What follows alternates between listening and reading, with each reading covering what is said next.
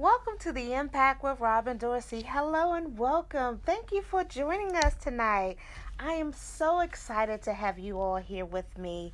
Tonight I have a fantastic and fabulous and phenomenal guest, and I cannot wait for you to meet her. She is an extraordinary woman, an individual who has traveled all around the world to share her message. She is so inspiring and so wonderful, and I am so honored that she has chosen to be a part of my guest and my platform. So you are in for such a wonderful treat here today.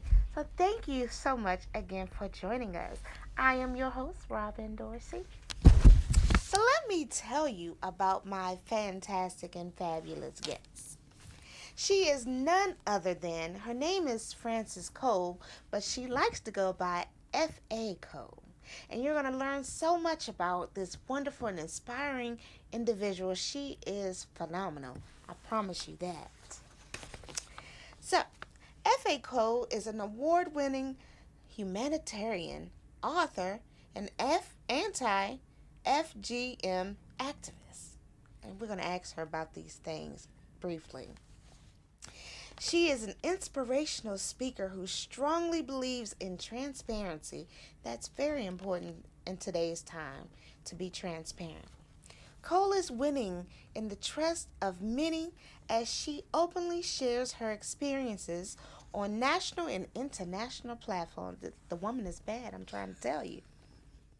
Of overcoming sexual violence, female genital mutilation, multiple rapes, and the guilt of abortions.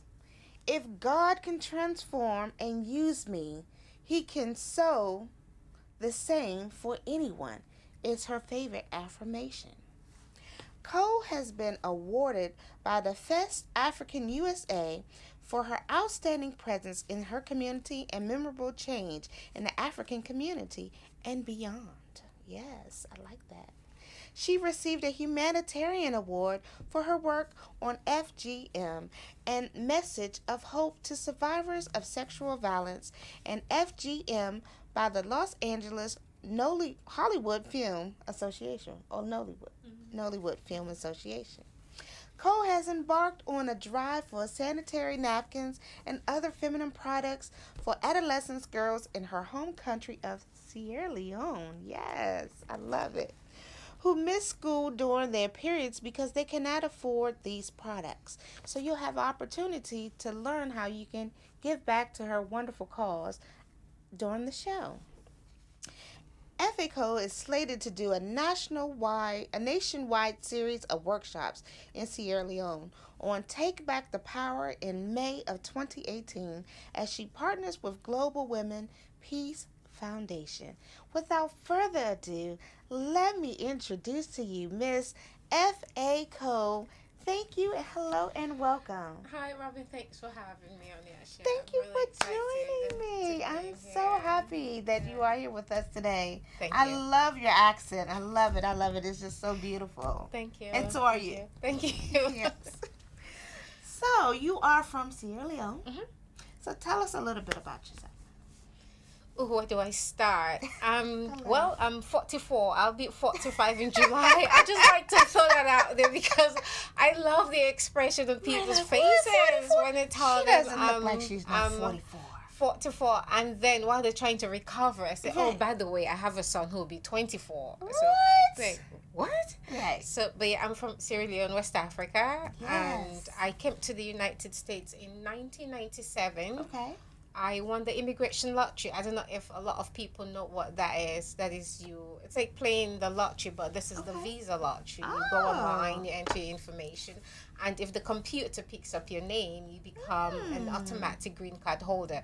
But now, they tightened some of the rules, so now you have to have a college degree before you can actually come. Wow, I did not know that. Yeah, America doesn't want you to be dependent on them. Okay. So yeah, I came in 1997 and I went to school in New York. I lived in Tarrytown, New York. I attended Marymount Fordham University.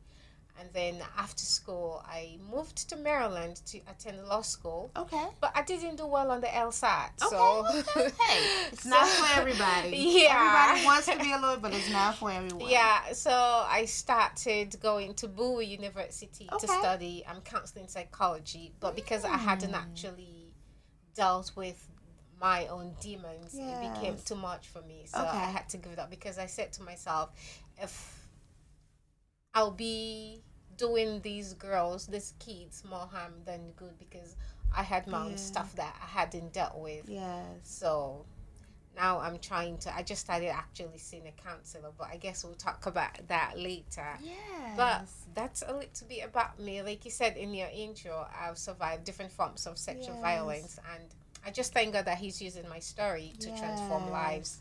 And I don't care what people say about when I share my story. It's not about me. That's right. It's about these other women and girls who are going through what I went through years ago and looking for healing. Wow, that's amazing. That is fantastic. So I'm glad that you're able to share your story, because sometimes it's hard, to revisit that area of your life, because sometimes we want to put things in a box and then we don't want to touch that or revisit it. I mean, I have many boxes. It's closed and locked and thrown away, But sometimes, we have to be able to heal and move on. We have to open up those boxes and we have to deal with that issue and we have to embrace it and then, move on, seek help and then move on so we can be able to heal and help other people. So that is phenomenal. So you said you came in through a lottery. So did you come alone? Did your parents come with you? How did that work? No, I actually, when I won, I came with my stepmother's brother. Okay. Yeah, and then we stayed with his aunt, but that didn't go so well. I came in May. Okay. May 11th was when I came to the United States, and in October, I was homeless. Oh, wow. Wait a minute. So you came here in May. 1997. And then by October? I was homeless. Oh, wow. Yeah, because his aunt, everything is actually in my autobiography. Yes, so, we're going to talk about that too. So she said that, she's found me a husband, a man who would actually help me, that he had money, he was a professor, he was a lawyer. So I said, if he's all of those things, why can't you let him go out with your daughter? So right. That just yeah. And so she gave me. She wanted to marry you off as soon as you got here. She wanted to marry you off. Well, she said she found me a man that would actually take care of me, because back then my son was about 3 years of age. Okay. See, I'm not good with math. I was counting my fingers. It's all right. It's all right. Yeah. So she said, he'll take care of you. He'll take care of you. And like, really, my son's fine. He's with my sister back home, my oldest sister. So when I told her that, she gave me a week to leave her at home. Yeah. So what did you do from there? So you were homeless for how long? I mean, homeless, I didn't actually sleep on the streets, thank God. But homeless meaning I didn't have an address. Place to go. Right. And so I had met this guy. His name is Gil. I'll never forget his name. He's from Panama, but he was in the United States Army. Okay. And he was the only person I knew. So I called him and said, hey, I don't have any place to go. Okay. He lived in the Bronx. And he came and got me back then, Wow. I'm so grateful to God that he wasn't a bad person, because I had met him maybe a few weeks before that. Okay. And he opened he got me into his flat, and now when I think back in retrospect, I said, you know what? If he was a rapist or somebody else, that would have been the end of me. But I thank God for his life. I've been trying to find him, but I can't. I can't. With all of the social media, I know. I don't remember. What is his full name? We're gonna find Gil for her. I don't know his last name. No. I don't know his last name. But he was in the military. Yes, he was in the United States military, and he's from Panama. But then he had a girlfriend, but his girlfriend, I don't know if he told his girlfriend, but I was there for 2 days. And then, he lived in a 1-bedroom flat. He gave me his bedroom, so I stayed there. And then he got me a taxi, and I volunteered in a law firm. Okay. And so I called him Mr. Bozeman. I would never forget him. I said, I have no place to go. And he said, okay, we'll find you a place. So they found me a place in the Bronx. And then after that, I had to leave, and then I stayed at the YWCA. Yeah, sorry. Yeah, so I ended up staying at the YWCA in Okay. White Plains. So Gil, he was at what branch of the military was he in? I actually don't remember. You don't know that? Oh, so this would be I a think really he was in the army. in the army. Okay, so it would be Yeah. really hard to find him. Yeah, he was such a sweet person. I just want to thank him because Yes. in the past, every man who's ever helped me either asked for sex back in return Wow. or took it anyway. But he was a gentleman. He was a stranger to me, but he was really sweet. Okay. Wow. Yeah. Well, that's phenomenal. So there are still plenty of good people in the world. Mhm. So that's really Yeah. fantastic. Yeah. So you came here. So when you came here, what was your expectations? What did you want to achieve when you came to the United States? Nothing. I Really? didn't. No, because before I came here, I'd actually given up on life. Oh, I had wow. tried several times to commit suicide. I Really? couldn't. I was afraid to leave and I was Right. afraid to die. Mm. And so when I came here, when I won the immigration lottery and my sister came and said, "Oh, I won," I was extremely joyous. I Wow. was really, really happy because I said to myself, you know what, this is the end of everything that I had been going through. And I was just so excited to get away from the pains, to get Yeah. away from my past, to get away from hunger, starvation, to get away from sleeping with men for money Right. to take care of my son at the time. Wow. So, but when I came here, I didn't really have any expectations. But then Wow. I was really, I was darker than this. America, the winter has actually ruined my beautiful complexion. Now, I love it. I love now it. I say it's beautiful, but growing Yes. up, it wasn't beautiful. Really? Coming from where I come from, Yeah. dark skin. Even my mom told me that, oh, I was too dark skinned to Really? be Your her mom daughter. told you that? Yeah, she said that they must have switched her daughter, her child, with me at birth Wow. because my oldest sister is light skinned. She has freckles. She has the Really? Right. pointed, straight nose. You know, Mm-hmm. I look like the way I do. So growing up was really rough. Wow. So you suffered through, the discrimination within your own family too. Yeah, colorism. Yes. Yeah, I mean, Yes. oh, In your okay. own family, your mom. Yeah, my who mom birthed told you. me I was too black to be Wow. her child. So, but then I Wow. got to America Right. and I started going to Manhattan, Yes. and guys would actually yell out of their cars, "Hello, gorgeous." I mean, are they Yes. talking to me? Right. And so people tried to encourage me to go into modeling. I wanted to actually, but then in the Bronx, I would always listen to the news, and a few times I heard about girls who tried to take that path and they ended Yeah. up getting killed. So I'm You like, said, no, I can't. I didn't come here no. for that. No, Come no, here no. all this way to go So I there. said, Yes. No. Yeah. Wow. Okay, so take me back to Sierra Leone. When did your abuse start? So would we want to start with the gender mutilation, or you want to talk about the abuse? So when did that start for you? My parents separated when I was about 5 years of Okay. age, and that's when Papa, he's no longer with us. He died Okay. 10 years ago. His new wife decided that, some stepmoms, she didn't want us, so Papa had to send us to another province. It's called Oh, Bo, wow. B as in Bo. I mean, Okay. B as in boy, O as in oval, and Bo town to somebody I thought was his relative. I just learned from my mom that they're really not related, but we Right. called her auntie. And we stayed with her. So it was there that at night there were other guys in the house. I was about 6, 7, Wow. 6, yeah. And so they'll take turns at night to come into our room Wow. and just do stuff to me. And when I told my aunt, she said, nobody believed me, first of all. But then she Really? also said, oh, it's your fault because you like playing with boys. I mean, but these are not boys. These are grown Wow. men. They were men in Right. their 20s. And then they took turns to assault me at night. Wow. And the only reason they stopped, I think I told my sister, but she says she did it. She doesn't remember me telling her. But the reason they stopped, she Right. later told me that after she read my book, that one night when she was sleeping, one of them actually tried to do the same thing to her. Wow. When she spoke up, they believed her. So But they believed nobody your sister. believed me. Wow. Yeah, and I was only 6. Why wouldn't you And believe how old a was your 6-year? sister? Your sister's She was older. 8. She was 8. Oh, wow. Yeah. So that's how that started. I remember the first day it actually started. I can get really graphic. I Yes, don't know about your show. you can share. You can share. Yeah, so I remember because coming from home, from Freetown, the city, I loved people growing up, and they told me that I love being hugged, and Okay. so I was used to always sitting on my father's lap. So I thought all men, as in the male gender, were like that.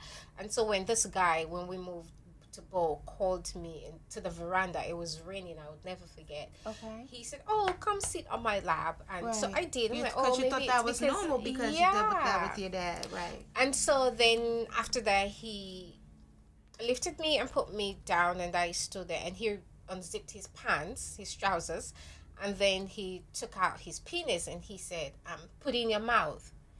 I'm like, huh? I didn't even know what a penis was, so Right. I did, and I got really sick. My throat, Right. I was sick for like a week. I couldn't swallow. And I don't know if my aunt knew, but it's like they knew, and her Right. kids thought it was funny. You know, they Really? teased me and they made When fun. her kids, were they your age or were they older? The one that actually made fun was older. Yeah. So that's how that started. And then when we finally moved back to Freetown 5 years later, at age 11, my stepmom and papa called me and my sister to the living room. I said, "Oh, we've decided that you're going to go to the Bondo Society, and that's female genital mutilation." I'm like, okay. My mom didn't go through it. Okay. People say it's a cultural thing. I don't believe that FGM Right. is cultural. It's not traditional. Right. It's not religious either. It's not a religious Right. thing either. But because I was born and raised Catholic, Yeah. my father was Catholic. So what has a Catholic got to do with mutilating the Right. genitalia of your daughters? Right. So he said that, "Oh, I've talked to your mom and she said she didn't care. So this is what we're going to do." That's what my sister told me happened because I really couldn't remember. Yeah. So my mom is here. I filed for her. She came and I asked her, I said, "This is what Papa said. Is it true?" And she said, "No, it's not true. It's a lie." So I would never know who's telling the truth because Right. Papa is no longer here. But I believe my sister. I believe that Papa did ask mom and she, because she was still hurt from the nasty breakup, Yeah. you know.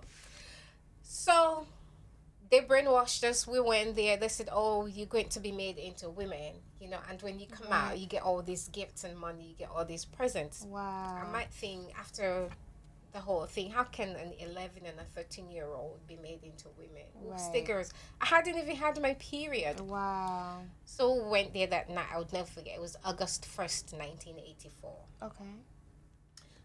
And I don't know how familiar you are with FGM. I'm not. So No, it's called different things depending on where you come from. Like my country, Sierra Leone, it's a very demonic practice. Okay. It's not just about the amputation of the girl's clitoris. Wow. Mm-hmm. There are other demonic rituals associated with it, and that's what most people are not even aware of. They just think it's just, oh, they cut off their clitoris. That's horrible. Right. But then there are other things, you know. So that night, we got there. Stop me whenever I ask questions. Go.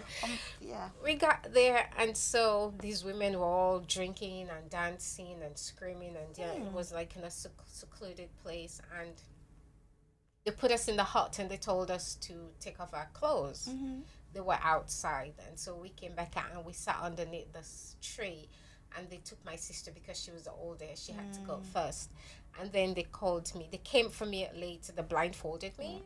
I was naked. Wow. Yeah, they blindfolded me. They led me to where they were, and they laid me on the floor, face up, and I believe it was 4 women spread my legs wide open and pinned me down.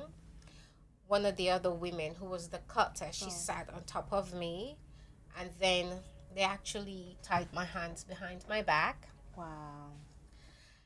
And she took the razor blade and she just started to amputate my clitoris, just cut it off, because that's what they do. They say, "Oh, a girl who does not have a clitoris is marriage material." I'm 44. I'll be 45 in a few months. I'm still not married. Right, So, right. well, okay. Because it's not plastered on my face that, Yeah. hey, look, I don't have a clitoris and a marriage material. Right. So that was what happened. And as soon as she began to cut, because can you imagine the pain, the shock? Yeah. They didn't tell us that that was what's going And to so they happen. didn't give any medicines or anything. No, no. Because So it wasn't in a hospital. This was in a hut. Yeah.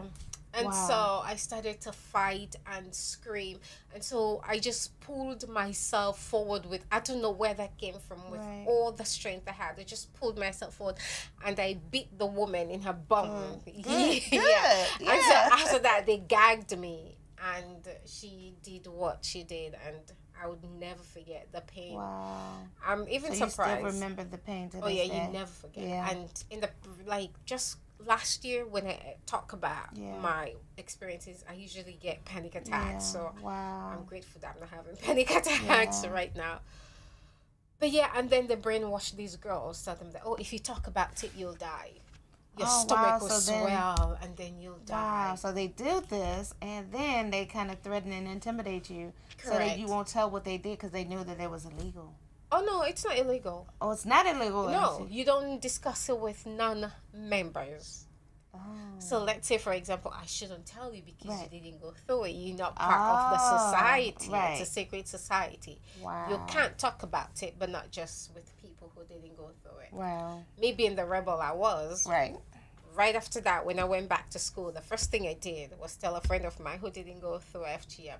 And then I waited to see if my stomach would actually swell and I'll Right. die. And that didn't happen. Right. But you have kids who really believe that, Yeah. even adults who still believe that if they talk Wow. about it, something bad will happen to them. Oh wow. So your sister went through it first. Mhm. And so did you and your sister talk about it since y'all were in it together, No. so to speak? So y'all didn't even talk about it. My sister, after that, we were there for 9 days. She didn't speak to 9 anybody. days. She didn't speak to anybody. I was always a people pleaser growing Right, up, so I yeah. talked to all of the women, but she didn't say a word, not to anyone. Wow. So when did she start talking about it, or has she talked about it? And when she read my book, I actually thought she'd be upset at me for writing, Really? for putting everything down on paper. Right. But she wasn't. She was really happy. She said she was proud of me. Wow. And she told me that while she was in college for her dissertation, her Right. thesis, she actually wrote about female genital mutilation. Wow. Okay. So she had talked about it. Right. Yeah. Wow. But all of these years, she hadn't. Mm-mm. No. Wow. Up until just like recently. No, when she was in college. In college. Okay. Yeah, a couple this of was years. in the 90s. Okay. Wow. So let's go back to when you were sent to Centerboyle. Mm-hmm. So you was there for 5 years. So for Mhm. 5 years, you suffered through sexual assault. No, it didn't last for 5 years. It lasted for a few months. 3 months. So what Mhm. stopped it? Because they tried Because to the do it to sister, my sister, and she when told, and so then they they believed her. and so they kicked them out of the house. Oh wow. Yeah. So I wonder, did it? So it probably didn't happen to the aunts.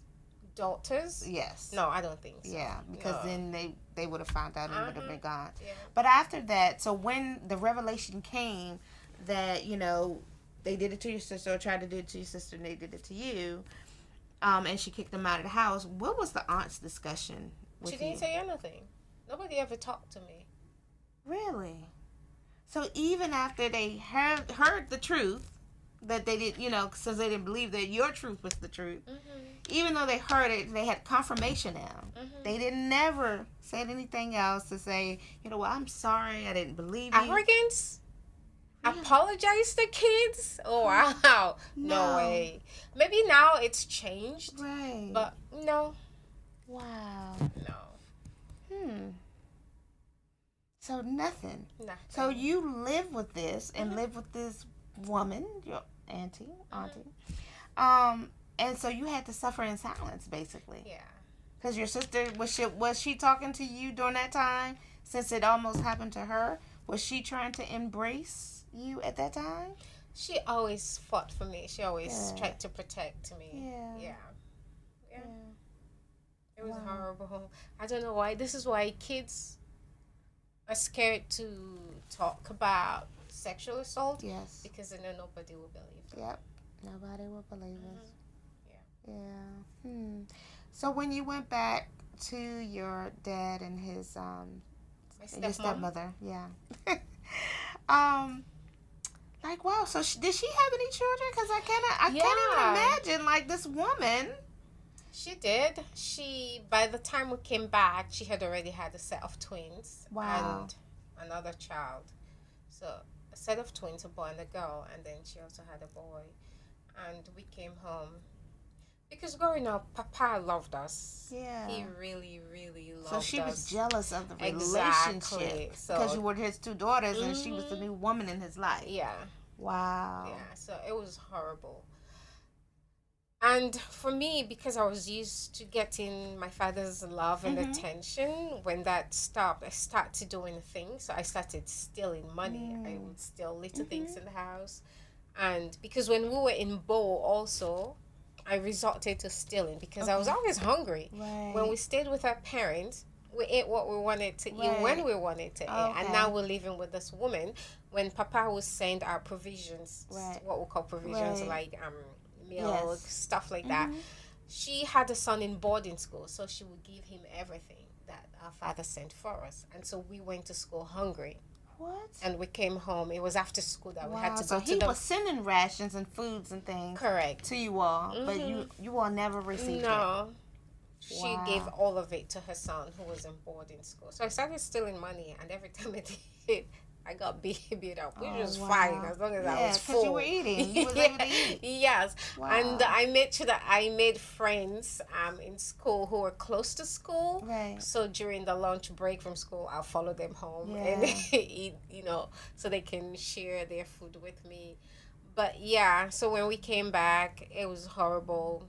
Our stepmother didn't really like the relationship that our father had with us. And we don't know what she did, how she did it.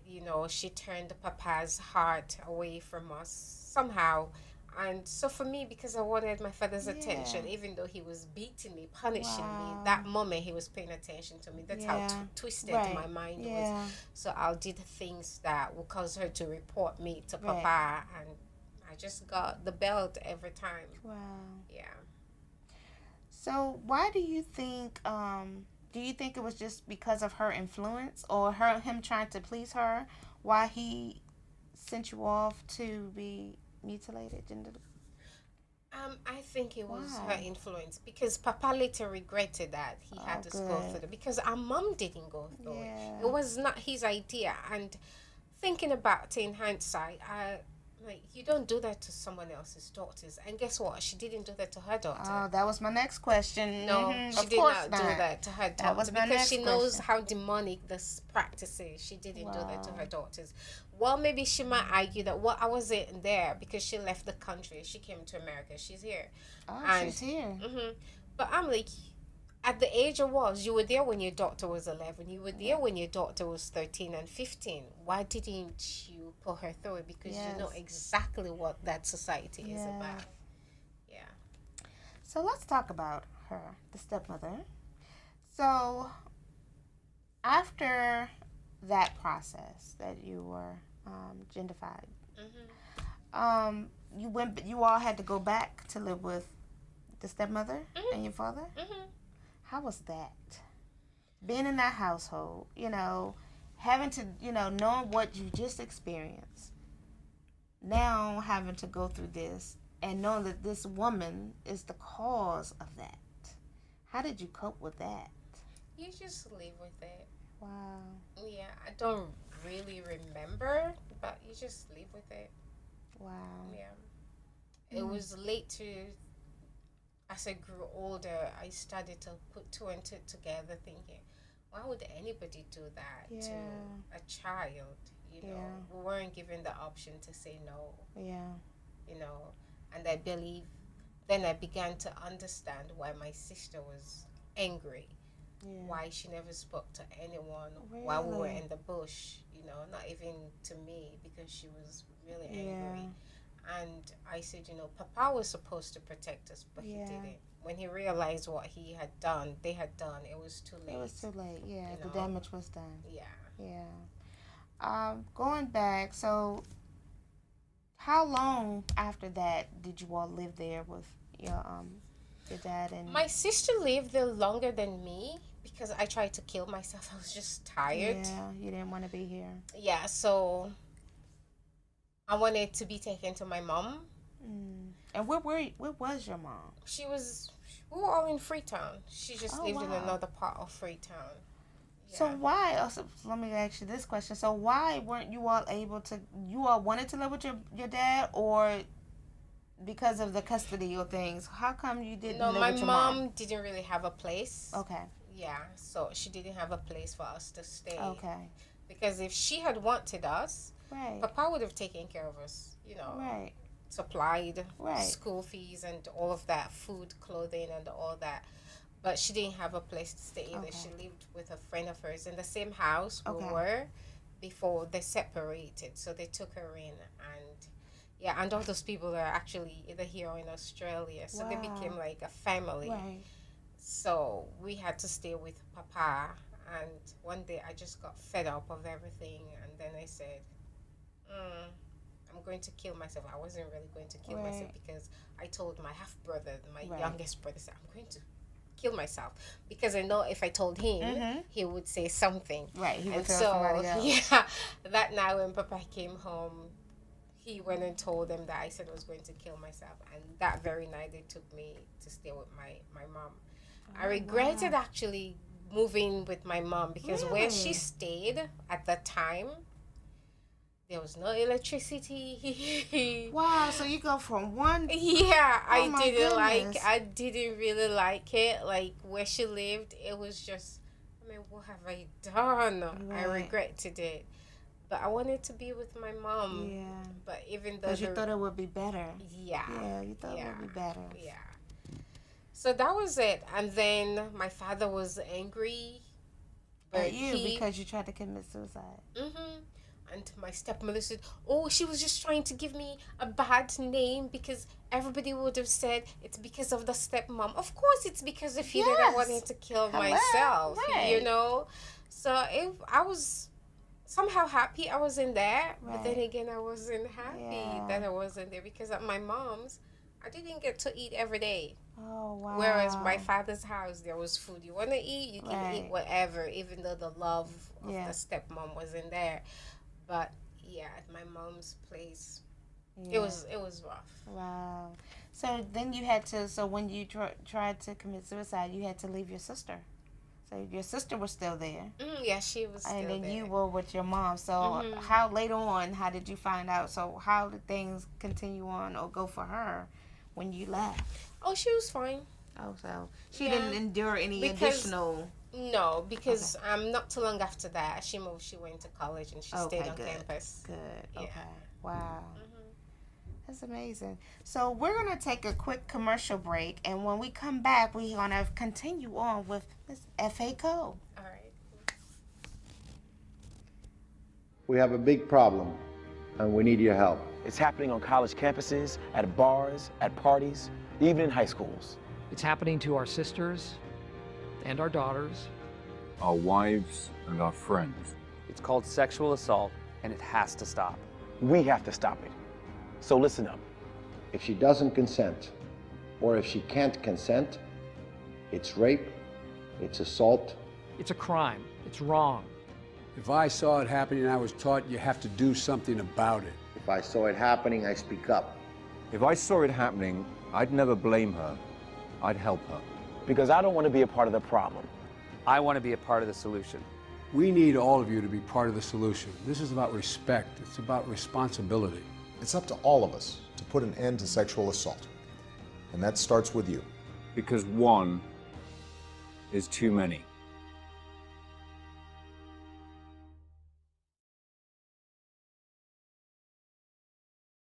Robin Dorsey. We were just talking to F.A.Cole, and she was sharing her story with us.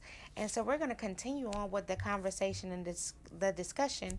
If you have any questions that you would like to ask, we are live on Facebook, so you can send us some messages in the comment area, and we will address your questions.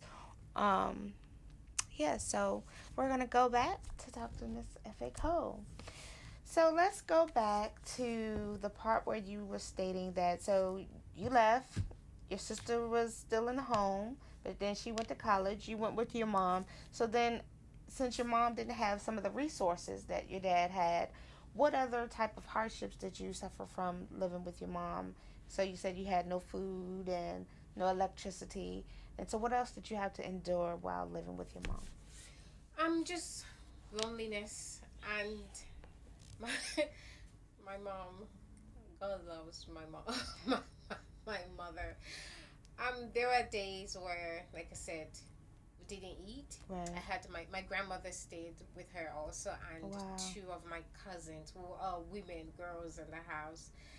And then, you know, there was a time where the house where we stayed when I was 2 years of age. Right. I'll never forget that home. I went back there. Okay. And I stayed there to help me to go to school because it was closer.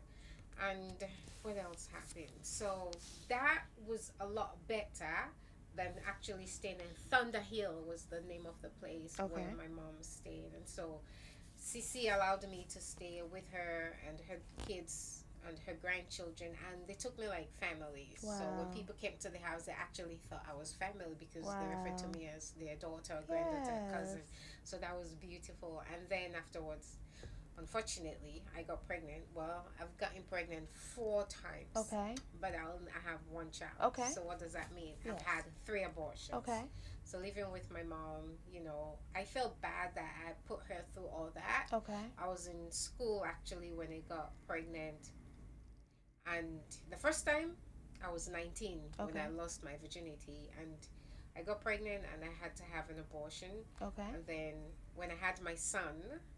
After that, so you had your son after the first abortion. Okay. When I was 21, Okay. I had Leland, who's my biggest supporter. Oh, yeah. And he knows the story. Yes. I told him that, hey, I even went to abort you, but God Right. said, not this one, not this time. Wow. You're going to carry this one. Yes. And then after that, I had another... I got pregnant again, and I aborted that child. And then again, the last abortion I had was actually in America. I used my aunt, the woman that I stayed with, my stepmother's auntie, because she's not my aunt. Right. That I stayed with. That was one of the... that I'm not going to take from her. She was kind. She actually... Would I get in trouble for saying this? She actually had me use her daughter's insurance to have an abortion. Wow. Because I looked a bit like her. Okay. So I went there and then they did that. I feel bad. Okay. And my second book is actually based on that, when the Holy Spirit told me to write that. It's called The Children Who Never Were. Wow. The So, Children Who Never Were. That is powerful. Yeah, it's on Amazon. It's $4.99, but it's an ebook. Right. I don't have a Right. printed version yet. So when I had my son going back to Freetown, the father left when Leland was 8 months old. Wow. And so I started dating men for money. I started sleeping with men for money. Wow. You know, I don't want to say how many. I don't want to ruin it in case Right. That's right, because you have to read purchase the book. You have to purchase the book. So I started sleeping with these men for money, and it was... Because there were nights when I prayed and I said, God, just kill my son because he was hungry. Wow. I don't know, malnutrition, we call it kwashiorkor, with the big stomach, the limbs, and you know, like, it wasn't as bad as those kids we see on TV, but it was getting there. And thank God for my sister who actually came, gave me money to take him to the hospital. I remember running away from home. I left him at home. I stayed with a friend of mine for a week because I couldn't bear to handle see it. my Leland like that. And I used So to who pray. was he with at that time? I left him at home with my mom. With your mom. And Okay. My cousins actually looked after him. They were younger, and so when I came to, I was happy that I left that life behind me when God said, this is your time, my hand is still upon you. I didn't even know that God's hand was upon my life. Wow. I didn't go to church, even though I was Catholic. I went to mass once in a while because my mom never went to church. I don't think I've ever seen my mom go to church. When I was there, it was after I came and I went back home in 2002 That's when I saw my mom actually now. Right. And religion. But when I lived with her, she never went to church, so that wasn't there. What else? So when you, so your son was malnutrition.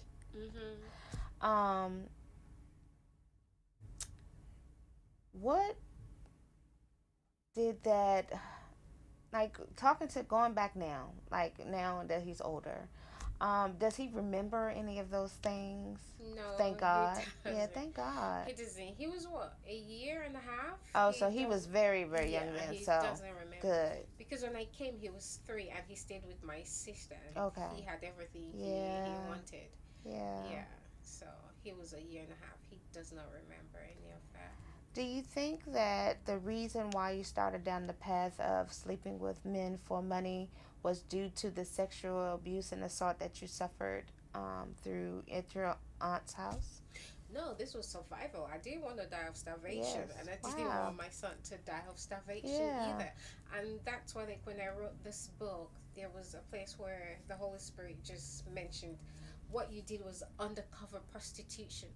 What is that? Right. Going as undercover means you're pretending to be something you're not. Right. And the Holy Spirit said, correct. You're pretending not to be something that you were.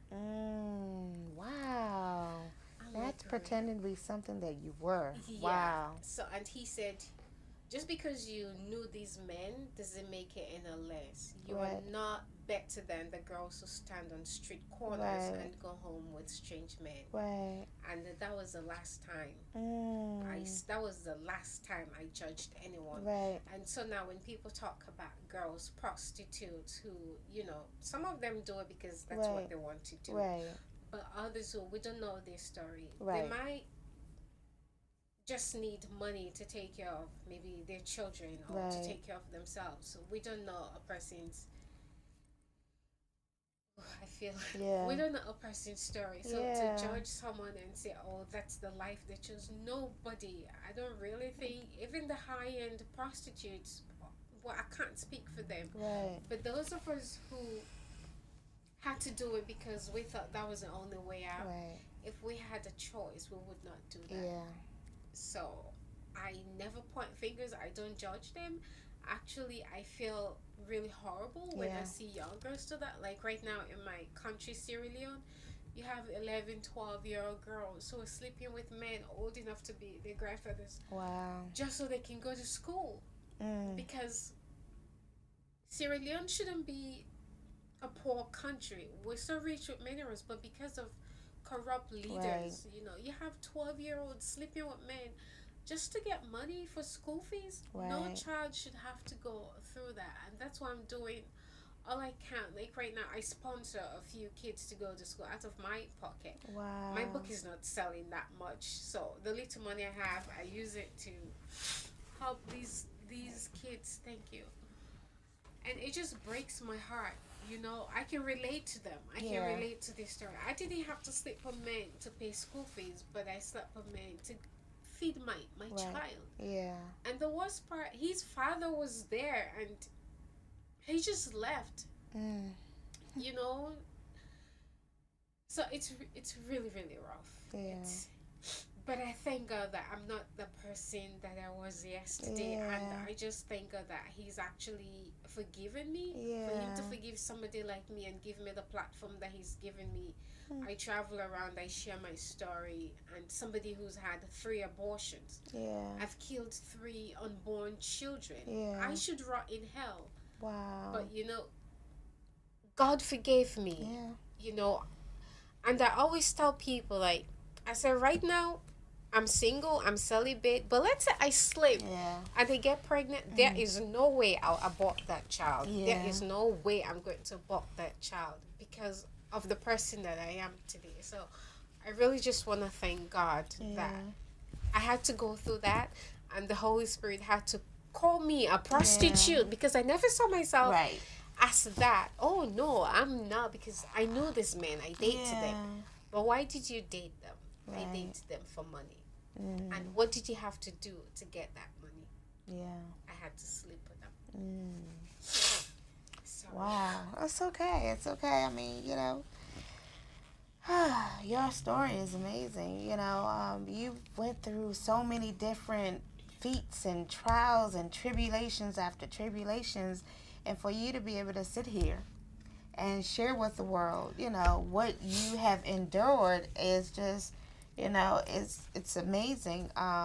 Because so many people would have killed us after the first time, you know. So, you know, you are definitely inspiring people, and to, you know, be able to speak up about, you know, what they went through, because this is going to heal so many other people who went through some of the same things that you're going through, but still afraid to talk about it, you know, or because of the pain that they cause is buried so deep inside of them that they're not able to share.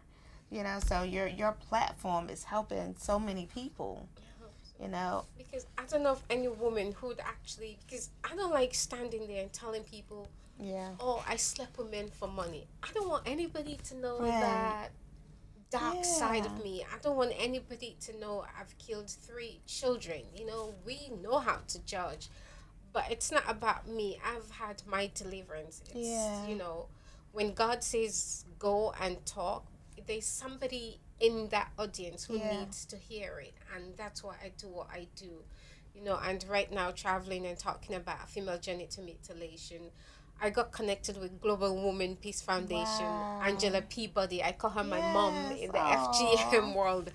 I actually, so even though I went through FGM 34 years ago, Right. but last September 21st, her foundation flew me to California, and I had Wow. reconstruction surgery. I've got my clitoris Wow, back. I call it my new toy. Oh, wow. And now at 44, I'm just now beginning to know what the functions of the clitoris, what it feels like. Yes. I remember after my surgery, it was 2 weeks after my surgery, I was watching telly, and I just saw 2 people kissing on telly. Right. And she spoke to me. What was that? I picked up my phone. Yes. And I sent a message to my doctor. I said, this is what's going on. She said, that's what the clitoris does. I mean, really? Yeah. But I'm still healing. It was a Yes. long journey.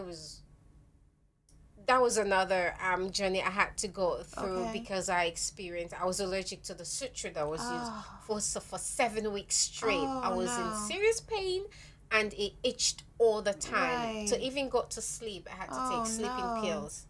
Yeah. Wow. And so they flew me again to Paris. You know, my clitoris, the vagina is very powerful. Yes, and it that's is. what it is. Yes, it is. This girl took me to Paris. Right. And so I was checked by the pioneer, Dr. Wow. Foldes, who's the founder of the clitoral reconstruction surgery. And he said everything was fine. And now I have to massage her every day, every night Right. for 6 months. Right. Coming from where I come from, Right. you don't touch yourself. Yeah. And being a born again, Right. you shouldn't touch yourself. Right. Right. It's a sin. Right. But I was told that in order for sensation to return, Yes. because it's new, it's Right. it's not plastic surgery. Right. What they did was they cut me open where the clitoris was supposed to be, and then my doctors told me how they do it. They cut you open, and then they go, because the clitoris is like a tree. So it's actually inside the woman. What they amputate when you go through FGM, it's just the head. But even that is horrible. Right. You shouldn't do that. Yeah. So they cut you open, and they bring a little bit of it out. I have pictures if you wow. want to see later. Wow. And so that's what's there. So you have to massage it with the cream that he gave me. I Right. got it in Paris. I did that for 2 months, and now I have Wow, to keep 2 months. massaging it without the cream for Wow. 6 months, just so What? the sensation can Yeah. return to it. I don't like touching myself, but Right. I'm trying. It's my Yes. new toy, like I said. Yes. So that's the good that came out of Wow. me going through what I went through Yes. 34 years ago. So let me ask a question that everybody want to know about gender mutilation. And so the question is, so once you had that done and you were having sex, but so the misconception or the conception is that when you're genitally mutilated that you can't feel anything. So is that true? Yeah, for most women, because there are 3 types of FGM. Okay. The first type A, is type 1, is when they cut off the clitoris. Okay. Type 2 is when they cut off the clitoris and the labia Okay. minora. Mm-hmm. And then type 3 is the infibulation. They cut off the clitoris, the labia minora majora, and then they stitch you up. Oh. And they leave just a tiny hole for urination and your period. Wow. Yeah, and that's what most girls from the Gambia in West Africa and Ethiopia, that's what they go Wow. The third one. through. Yeah, it's really, really And horrible. you had the first one. That's what I thought until I had my surgery, like the pre-op appointment. My doctor looked at me and she said, "Princess, I've got bad news. You didn't have type 1 done." I said, "What type did I have?" She said type 2, where they actually amputated my clitoris. Wow. The hood of, I didn't even know the clitoris had a hood. Right. It was my physical therapist that told me. Yeah. So type 2, I got type 2 done, where they amputate to the clitoris and the labia minora. So one of the lips is bigger than the other. Wow. Yeah. So that's what they did. And yes, when you go through that, most of these women do not enjoy sex. Do I enjoy sex? Yes, I do. Good. But the initial stage, penetration hurts. It hurts really, really, really, really bad. But for some women, even after penetration, they still do not enjoy sex. I've met women who tell me that even though I have 3 children, even though I have 4 children, I would tell you that I never enjoyed making them because there was nothing there. Yeah, they can't feel it. Exactly. Right. Wow. Interesting. Wow. And that's just the physical part. The psychological part is even worse. Yes. It's even worse. And finally, I just started seeing a therapist. She knows me. Yeah. We were introduced in 2015, but I can't remember her. But she really knows. She knows who I am, and I'm just grateful for her.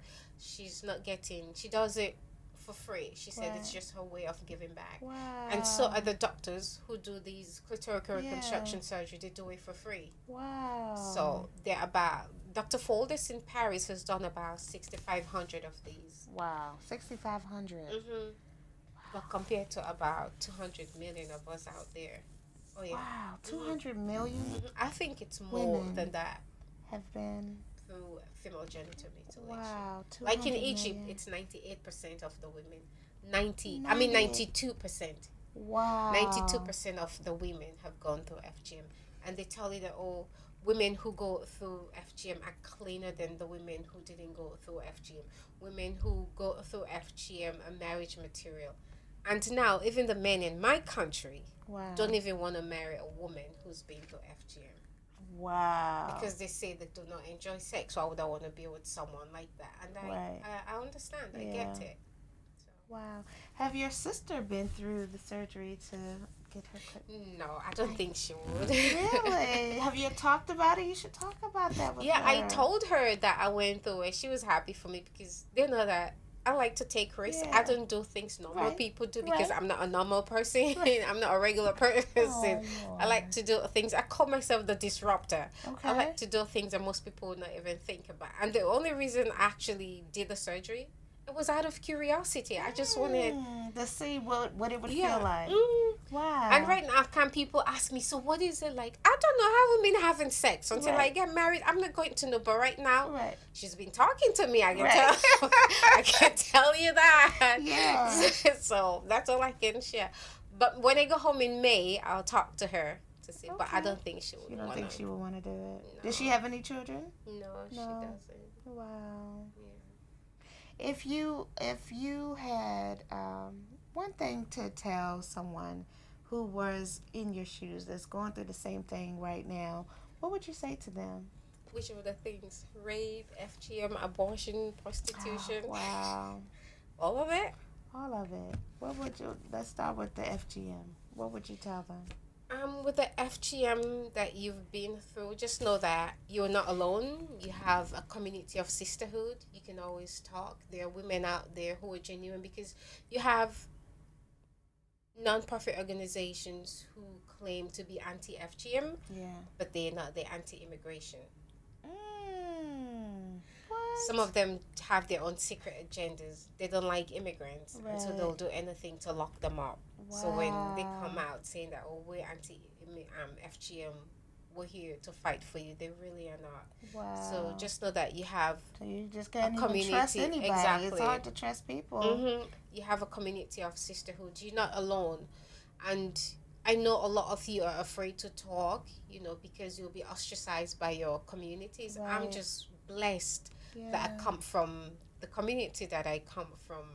My mom didn't go through it, so she doesn't care about me talking about it. Right. But just know that you have people who care, people like me who love you. We can sit and talk and cry. We're not shedding tears of sadness. It's tears of joy, you know. I can't tell you how to deal with what you've gone through, because you can't tell me how to deal with mine. But just know that you have somebody who loves you, somebody who cares, and her name is F.A.Cole. And I can also introduce you to the women in my group who really, really, truly care about survivors of FGM. So how do they get in contact with you and to get some support? I'm on Facebook, F.A.Cole, and my email address is Frances, FRANCESS, @FACole.org. So you can send me an email, and I'm quick to respond. I usually respond to everybody who sends me an email. Wow. Where do you see yourself from here? Like, what is your goals? Where do you want to go from here? Because you're doing what you're living in your purpose now. You're speaking and sharing your story and healing and, you know, motivating. So what's next for you? Where do you go from here? I want to get completely healed, because even though I always tell people that when they snatched my innocence when I was 6, they took away my the purpose, you know, for me to enjoy sex the way God intended. Took away my clitoris. I was a complete person, but I wasn't whole. Right. So now I'm working towards wholeness. Now that I have my toy back, I'm working towards I wholeness. love that, the toy bag. And my goal is to have homes, like safe homes, all over Sierra Leone, like in the major cities, because you have, like I said, girls who are 12-year-olds. You shouldn't be doing that. You have boys who are in the streets because they ran away from home. So I want to have safe homes, safe houses in Freetown, Bo, Kenema, Connor, in different places, and just take care of these children. Wow, that's amazing. Okay, I love it. Your mom, how is your relationship now with your mom? They said when I was young, when I was a toddler, I loved being around my mom. But as I grew up, when I found out how she really felt about me, because there were times when I'll ask her for something, she won't give it to me, but my sister will come from college, she would give it to her. And I started to see that, I'm like, oh, I don't think this woman loves me. But why should anybody love me? Look at the way I turned out. I dropped out of high school, you know, she went to college, and she's light-skinned, she's beautiful. Look at me. So the relationship there is, I won't lie, it's not that great, but I keep telling God to just help me, to just love her where she is. But I'm not gonna lie, the relationship is not great. Even though, if my father was, I love my father. Even though he was one of the catalysts for the pain that caused that you but endured. I love him because he's grateful. He has a grateful heart, and he's very generous. Wow. Your stepmother, you said she lives in the States now. So have you spoken to her since, like, in your adulthood life? Have you spoken to her? I've been to her house because her daughter is here, but her so you have a relationship with her now, still? Yeah, there's always been. Yeah, but it was because I don't know how to be a hypocrite. If you hurt me, and I'm not going to pretend anymore now that I'm an adult, especially after everything you did. So her daughter one day told my mom that, Anne-Marie, that's what they call me, she stopped talking about FGM and telling people that my mother is the reason. I'm like, but your mom is the reason. You're lucky I don't never even say her name, you know? Exactly. But yeah, the last time we spoke was last year. Wow. Did she ever apologize? African parents do not apologize. But even been living here in the States. Still, and so, you know, you can take the woman out of Africa or out of African countries, but you can't take that culture out of them. They never do. So she never apologized. My mom had not apologized for calling me ugly, A few years ago, because I teach myself to sew. That's Yeah. how I deal with stress Okay. and everything. And so we went to the to Joanne Fabrics to get fabrics, and I picked out this gray fabric. It had red splashes on it. She said, "You were too black for that." Your mom. Your mom. Yeah, a few years ago. I mean, I'm not ever going to say anything until my son said, "Mom, that was the best thing that you did." Yeah. Not to, get involved in that. But yeah, Wow. she had never apologized. So why would my stepmother Yeah. apologize? Wow. I am so sorry that you had to endure that. But they say what doesn't kill us makes us stronger. But God is using you to share your story. God is And giving God me is this amazing. great platform Yes, that I He can is actually stand. amazing. I've been working with legislators who in their Yes. mind thought I would be working with governors and policymakers. Yes, to make I a never saw difference. that. To make a difference. So if I hadn't gone through FGM, maybe this would not have happened. Yeah. So Yeah. Silver lining. Mm-hmm. Wow. Yeah. Well, I thank you for being a part of my show. You are an amazing woman, and you are beautiful. Thank And you. never let anyone tell you that you're not.